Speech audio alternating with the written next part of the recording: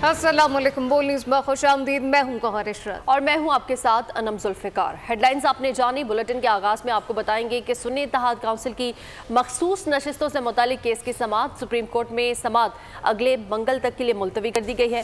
तनाज़ा election commission की गलतियों की वजह से आया, अदालत की ड्यूटी नहीं कि गलती को ठीक करे। सुप्रीम कोर्ट ने वाज़ेह कर दिया। चीफ जस्टिस काजी फ़ाइज़ ईसा ने कहा कि अदालत इंसाफ के तकाज़ों का नहीं, आइन और कानून का इतलाक़ करती है। जब कुछ ठोस मवाद ना मिले तो इंसाफ की अपनी मर्जी की तशरीह की जाती है। जैसे अथर मिनुल्लाह का कहना था कि क्या अदालत आइन की संगीन खिलाफ वर्जी की तौसीक कर दे, क्या कमरे में हाथी मौजूद हो तो क्या इसे नज़रअंदाज कर दिया जाए। अटॉर्नी जनरल ने कहा कि सुन्नी इत्तेहाद कौंसिल ना पार्लिमानी जमात है, ना इसे मखसूस नशिस्तें मिल सकती हैं।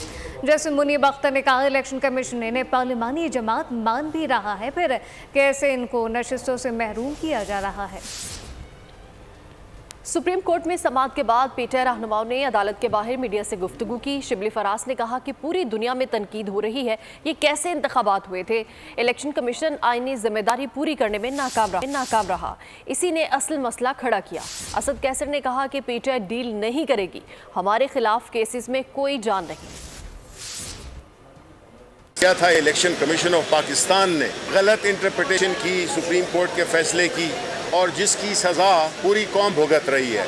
वो जो ये इंतखाबात हुए, वो इंतखाबात जिसकी की सारी दुनिया में क्रिटिसिज्म हो रहा है कि ये किस किस्म के इंतखाबात हुए थे, किस तरह से धांधली का एक आलमी रिकॉर्ड बनाया गया। और इसमें हमें बड़ी तशवीश है कि इस केस को बहुत ज़्यादा लंबा किया जा रहा है। इसको लंबा करने से जो अदम इस्तेहकाम है वो मजीद बढ़ेगा। जब तक पार्लियामान में वो लोग नहीं आएंगे जिनको के पाकिस्तान के अवाम ने भेजा है, तो ये पार्लियामेंट भी उसकी वो इखलाकी मजबूती नहीं होगी, क्योंकि वो लोग बैठे हुए हैं फॉर्म 47 की मेहरबानी से, वो अवाम को रिप्रेजेंट नहीं करते हैं।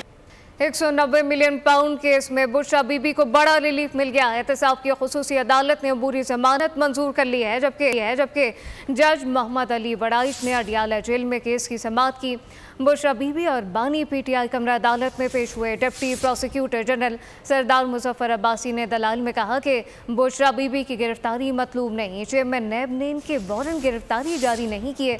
जब वारंट जारी नहीं हुए तो दरख्वास्त जमानत गैर मौसर है।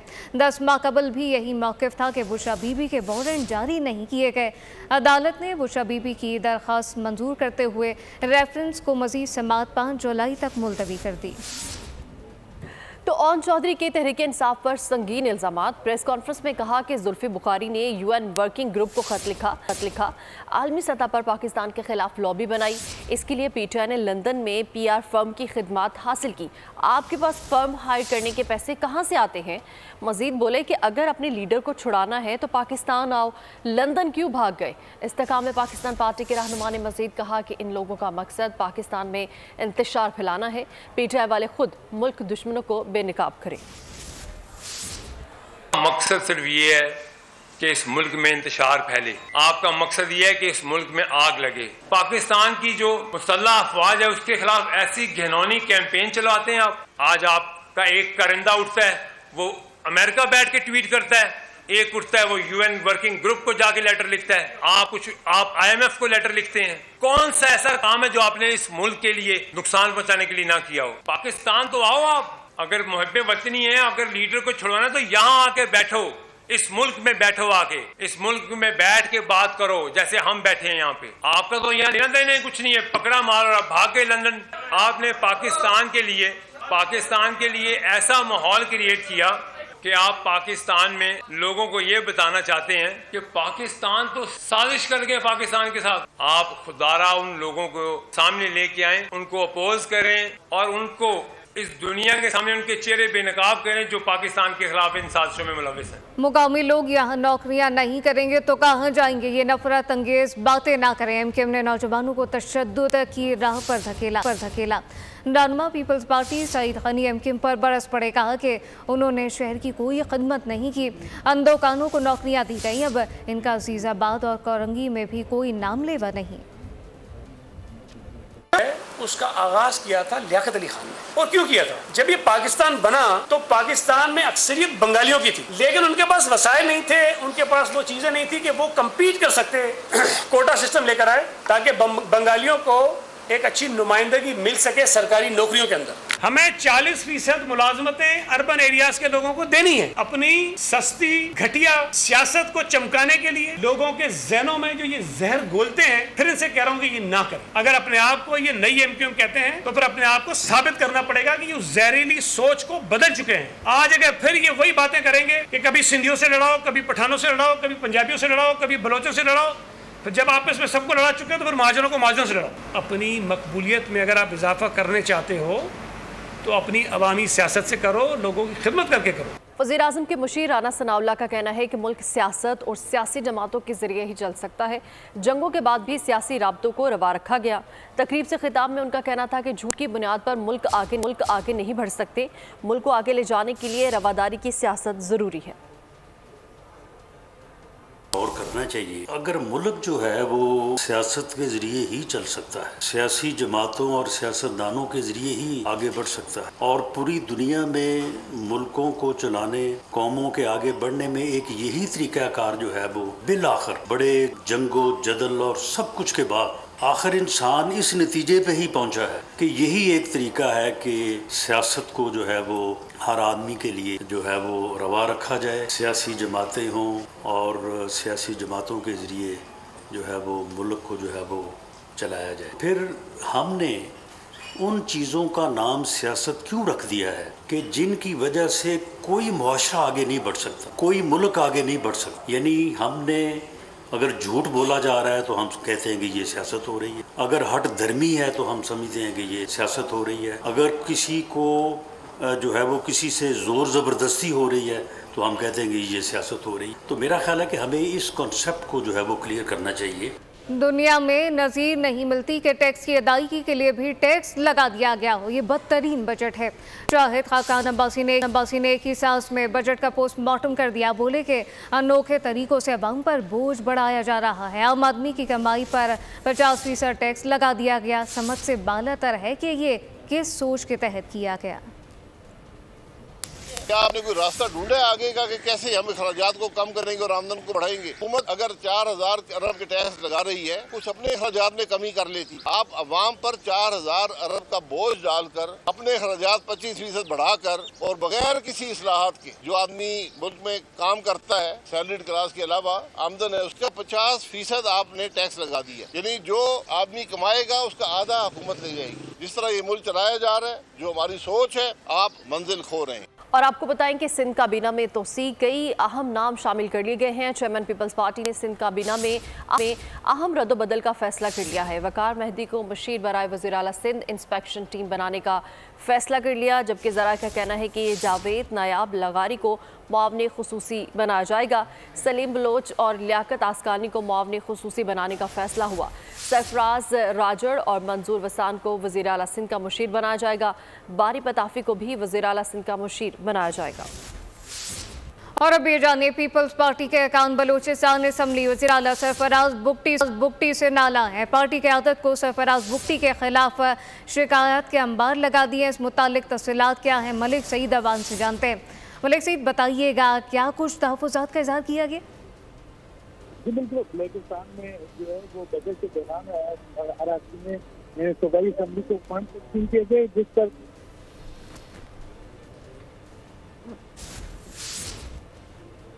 बिल्कुल इस वक्त आपको बताएं कि पीपल्स पार्टी के अरकान बलूचिस्तान असम्बली वज़ीर आला सरफराज बुगटी से नाला दिखाई देते हैं, जबकि पार्टी की आदत को सरफराज बुगटी के खिलाफ शिकायत के अंबार लगा दिए गए हैं। जी हाँ, इस शिकायत के अंबार लगाए गए हैं, तहफ़्फ़ुज़ात का इज़हार किया गया है। मलिक सईद अबान आगा कीजिएगा। जी बिल्कुल, पीपल्स पार्टी के अरकान बलूचिस्तान असम्बली की जानिब से जो है वो बलूचिस्तान सरफराज बुगटी के खिलाफ जो है शिकायत पार्टी की आदत को लगाई गई है, क्योंकि बजट के दौरान जो है वो अरकान असम्बली को फंड दिए गए, लेकिन पीपल्स पार्टी के अरकान को नजरअंदाज किया गया, जिस पर पार्टी की आदत को बताया गया। बिलावल भुट्टो जरदारी जो है वो 4 जुलाई को बलूचिस्तान का दौरा करेंगे, जहाँ पे वो अरकान की शिकायत बाज़ाब्ता तौर पर खुद सुनेंगे। उन्होंने नोटिस भी लिया है और इस हवाले से वो अरकान के तफज़ात दूर करने की कोशिश भी करेंगे। इस हवाले से ज़राए के मुताबिक आज जो है वो बलूचिस्तान में वज़ीर आला बलूचिस्तान की ज़ेर सदारत एक इजलास हुआ, जिसमें पीपल्स पार्टी के चेयरमैन बिलावल भुट्टो जरदारी के दौरे बलूचिस्तान के हवाले से इंतजामात का जायजा लिया गया और हदायत यही दी गई कि तमाम किस्म के इंतजाम मुकम्मल किए जाएं। जी, अहम मामले पर नोटिस ले लिया गया है। मलिक सईद अबान, बहुत शुक्रिया। बढ़ती हुई महंगाई की बात करें तो हुकूमत ने बच्चों को भी महंगाई के बोझ तले दबा दिया है और बच्चों की चीज़ों के जो पैसे हैं वो भी कम पड़ने लगे हैं। बिस्किट महंगी हो चुकी हैं, चॉकलेट महंगी हो चुकी है, जेली भी सस्ती ना रही। जबकि बच्चे और दुकानदार इस पर क्या कहते हैं, आइए जानते हैं माहफारा जमान से। जी बिल्कुल, इस वक्त मैं शहर इक़्तिदार की एक बेकरी पे मौजूद हूँ जहाँ बजट की मंजूरी के बाद मुख्तलिफ़ अशिया की कीमतों में इजाफा हुआ है। वहीं बच्चों की चॉकलेट्स, टॉफ़ियाँ, कैंडीज़ और बाकी जो बेकरी की चीज़ें होती हैं, केक की कीमतों में भी इजाफा सामने आया है। अभी मेरे साथ एक बच्चा मौजूद है क्योंकि बच्चे जो है वो यहाँ से चॉकलेट्स, टॉफ़ियाँ वगैरह ख़रीदने आते हैं। इनसे जानते हैं कि प्राइसेस में आपको इजाफा नज़र आया है यहाँ पर? जी, मैं इधर शॉप पे आया हूँ। हम बहन भाइयों की ये चॉकलेट बिस्किट बहुत अच्छे लगे, लेकिन हुकूमत ने बिजली गैस में इजाफ़ा कर दिया, लेकिन छोटे बच्चे की बिस्किट चॉकलेट में भी इजाफ़ा कर दिया। इसमें नहीं करनी चाहिए। हाँ जी बिल्कुल, दुकानदार मेरे साथ मौजूद हैं। इनसे जानते हैं कि ये बिस्किट और जो भी लवाजमात यहाँ पे बेकरी में मौजूद हैं, इनकी कीमतों में किस तरह से इजाफ़ा हुआ है, बजट के बाद कितना इजाफ़ा सामने में आया है? एक बड़ा इजाफ़ा देखा गया है। फ़िलवक्त तो हमने अपने रेट्स चेंज नहीं किए, हमने फ़िलहाल तो इसको होल्ड करके रखा है। लेकिन जैसे कि देखा जा सकता है कि गवर्नमेंट के न्यू टैक्स रेट्स इम्प्लीमेंटेशन के बाद रॉ मटेरियल में एक बहुत बड़ा फ़र्क आया है, बहुत ज़्यादा बढ़ गए हैं rate. Bakery items, grocery items जो हैं वो सब बहुत महंगे हो गए हैं, तो हम भी अकॉर्डिंगली उसके इंशाल्लाह रेट जो है वो हमें करना पड़ेगा मजबूरन। वक्त के साथ साथ जैसे जैसे टैक्स का मज़ीद इतलाक़ किया जाएगा। बहुत शुक्रिया। बजट और बढ़ती हुई महंगाई ने बच्चों के लिए चीज़ की ख़रीदारी भी मुश्किल बना दी है। हमारे नुमाइंदे कफ़ील अहमद इस वक्त साथ मौजूद हैं, बिजनेस रोड पे जनरल स्टोर में मौजूद है। तफसीलात उनसे जानते हैं। जी बताइएगा। जहां हुकूमत ने बजट के अंदर आवाम के लिए मुश्किलात कर दी हैं, वहीं पर जो है वो जो बच्चे जो अशिया ख़रीदते थे, खौफ बिस्किट्स हैं, जेलीज़ हैं, दीगर चॉकलेट्स हैं, उनके लिए कितना मुश्किल। अफीफ़ा आई हैं यहाँ दुकान पे। अफीफ़ा बेटा, कितना मुश्किल हो गई है महंगाई की वजह से बिस्किट्स वगैरह ख़रीदना?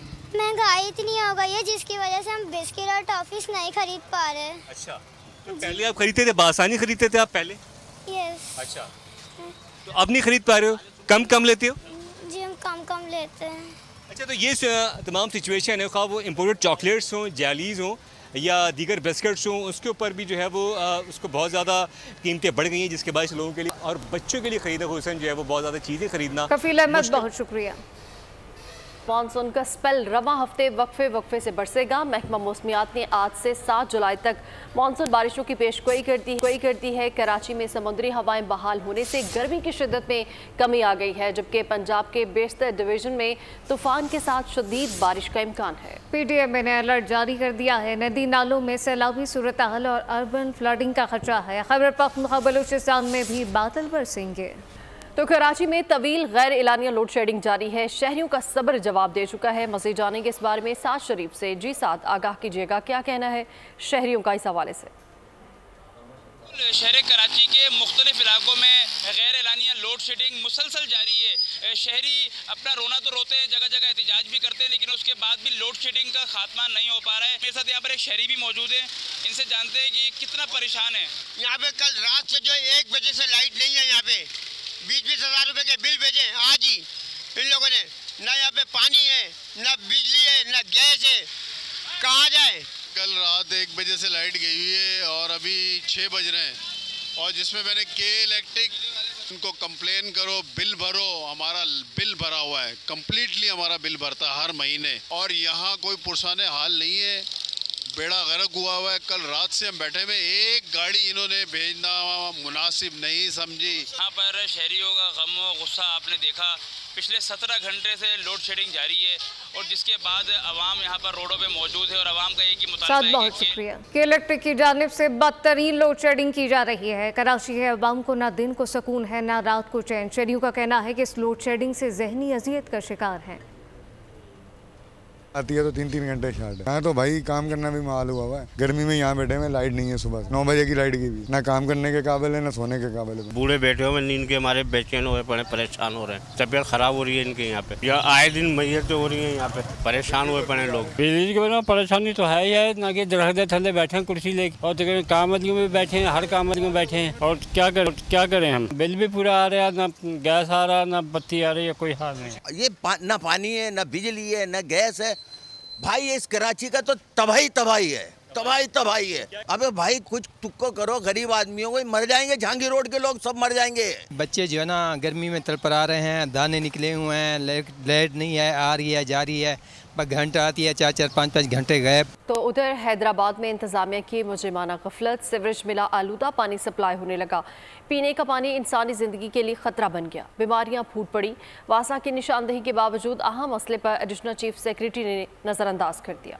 हैदराबाद में इंतजामिया की नाअहली, 32 लाख की आबादी के शहर को पीने का साफ पानी मैसर नहीं। क्लोरीन और एलम न होने की वजह से शहर में सीवरेज मिला पानी सप्लाई होने लगा। शहरियों की जानों पर बनाई मुजरिमाना गफलत से दरिया सिंध और नहरों में बराह रास्त निकासी आब शामिल होने से बीमारियां फूट पड़ी। बच्चों में पेट और जल्द की बीमारियां आम हो गयी। पोलियो वायरस के खतरात भी मंडलाने लगे। सुप्रीम कोर्ट वाटर कमीशन की हिदायत पर अमल के बजाय हुकूमत ने आंखें बंद कर ली। वासा की निशानदही के बावजूद अहम मसला एडिशनल चीफ सेक्रेटरी ने नजरअंदाज कर दिया। क्लोरीन और एलम की खरीदारी के लिए स्पेशल फंड्स की दरख्वास्त भी रद्दी की टोकरी में डाल दी। जनवरी में खत में लिखा था कि पानी साफ करने के लिए रोजाना 240 किलो क्लोरीन और 1343 किलो एलम की जरूरत है। माली खसारे की वजह से खरीदारी मुमकिन नहीं है, मदद की जाए। इसराइली बर्बरियत का जिक्र करें, आपको बताएं कि गज़ा पर जारी इसराइली हमलों में अब तक 8000 से ज्यादा तालिब इल्म और 497 फ़लस्तीनी असातिज़ा शहीद हो चुके। अरब मीडिया की रिपोर्ट के मुताबिक इसराइली हमलों के नतीजे में गज़ा में 8572 और मकबूजा मगरिबी किनारे में 100 तालिब इल्म शहीद हो चुके हैं। 497 असातिज़ा और स्टाफ मेंबर शहीद हुए, 3000 से ज़ायद जख्मी हो चुके। तो उधर भारतीय रियासत उत्तर प्रदेश में मजहबी तकरीब में भगदड़ मचने से 87 अफराद हलाक हो गए। भारतीय मीडिया के मुताबिक उत्तर प्रदेश में मजहबी रस्म की अदायगी के लिए लोगों की एक बड़ी तादाद दरिया गंगा के किनारे पर मौजूद थी कि अचानक भगदड़ मच गई। हादसे में हलाक होने वालों में ख़वातीन और बच्चे भी शामिल हैं। जाबहक अफराद की लाशों और जख्मियों को करीबी अस्पताल में मुंतकिल कर दिया गया है। जख्मियों की हालत तशवीशनाक होने के बायस हलाकतों में इजाफे का खदशा है। और अब ये जानिए, खेलों के साफियों के आलमी दिन पर स्पोर्ट जर्नलिस्ट को खराज तहसीन पेश करता हूँ। वज़ीर आज़म के विजन के मुताबिक स्पोर्ट्स को इंडस्ट्री का मुकाम दिलाने जा रहे हैं। प्राइम मिनिस्टर यूथ प्रोग्राम 23 खेलों तक बढ़ा दिया गया है। अब खेलों में भी एहतसाब का निज़ाम कायम करेंगे। Chairman prime minister youth programme Rana Mashhood की नुमाइंदा बोल न्यूज़ मोहम्मद आली जा खान के साथ खुसूसी गुफ्तगू हुई। सहाफ़ियों का आलमी दिन है। प्राइम मिनिस्टर यूथ प्रोग्राम के चेयरमैन राना मशहूद साहब हमारे साथ मौजूद हैं। सर, इस दिन के मौके की मुनासबत से क्या पैगाम देना चाहेंगे पूरी दुनिया में और ख़ास तौर पर पाकिस्तानी सहाफ़ी जो खेलों के फ़रोग़ के लिए काम कर रहे हैं? मैं तो अभी जिस तरह पहले कहा कि स्पोर्ट्स एक इंडस्ट्री है पूरी दुनिया में, महज़ब माशरों के अंदर। पाकिस्तान में बदकिस्मती से इसको वो मुकाम मिल नहीं सका। We are trying for that. और उसमें जो सबसे पिविटल रोल है वो स्पोर्ट्स जर्नलिस्टों का होता है। ये लोग मिट्टी के साथ मिट्टी होते हैं, अपना पसीना बहाते हैं, तो हम इनको भी अप्रिशिएट करते हैं। आगे जो प्राइम मिनिस्टर शहबाज शरीफ साहब का जो विजन है उसके मुताबिक हमने इनको भी इज्जत दिलवानी है, खेलों के मैदान भी बहाल करने हैं। बहुत शुक्रिया राना मशहूद साहब हमारे साथ मौजूद थे। उनका ये कहना था कि अकाउंटेबिलिटी का एक मैकेनिज्म स्टैब्लिश करने चाह रहे हैं जिसके तहत। मोहम्मद आली साहब बहुत शुक्रिया। न्यूज़ स्टूडियो से फिल वक्त इतना ही। मज़ीद खबरों और अपडेट्स के लिए विजिट कीजिए हमारी वेबसाइट bolnews.com और देखते रहिए बोल न्यूज़।